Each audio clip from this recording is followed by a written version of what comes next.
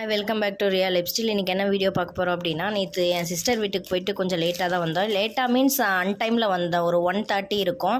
அங்கே சிஸ்டர் சாப்பிடுன்னு சொன்னாங்க. அங்கெல்லாம் சாப்பிட மாட்டேன்னு வீரப்பா இருந்துட்டு வீட்டுக்கு வந்தோன்னே செம பசி எடுத்துருச்சு. என்ன பண்ணுறதுன்னு தெரில. ஸ்விக்கியில் ஆர்டர் பண்ணலான்னு பார்த்தோம்னா ஸ்விக்கியில் நம்ம நேரமாக என்னமோ தெரில, எல்லா கடையிலுமே அன்அவைலபிள் தான் போட்டிருந்தாங்க. அதுக்கப்புறம் ஒரு 3 கடை மட்டும் ஓப்பனில் இருந்துச்சு, அவைலபிளில் இருந்துச்சு. அதில் ஒரு கடை சூஸ் பண்ணி நாங்கள் பிரியாணி ஆர்டர் போட்டோம். பிரியாணியோட ப்ரைஸ் பார்த்தீங்கன்னா 230 வந்துச்சு. அவங்க நமக்கு கொண்டு வந்து கொடுத்த டைம் பார்த்திங்கன்னா ஒரு 12 o'clock இருக்கும் சம்திங். அப்போ தான் கொண்டு வந்து நமக்கு கொடுத்தாங்க. என் ஹஸ்பண்ட் இந்த டைமில் கூட உனக்கு பிரியாணி வேணுமா அப்படிங்கிற மாதிரி தான் பார்த்தாங்க. அதெல்லாம் நான் கண்டுக்கவே இல்லை. ஏன்னா எனக்கு பசிக்குது, வேறு வழி இல்லை.